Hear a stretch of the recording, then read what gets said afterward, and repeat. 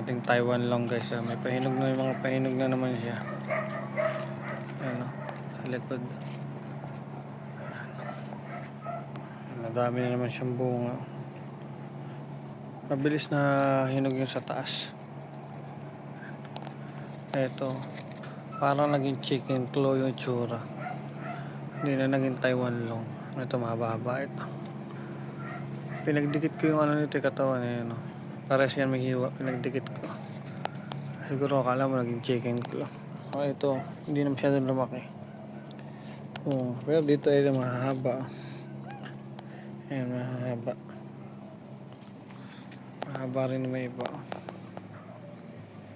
Diba? Dahil bunga guys. Yung ano, mabagal talaga itong Austerky. Kaya pinaka maganda talaga alagaan itong Taiwan long.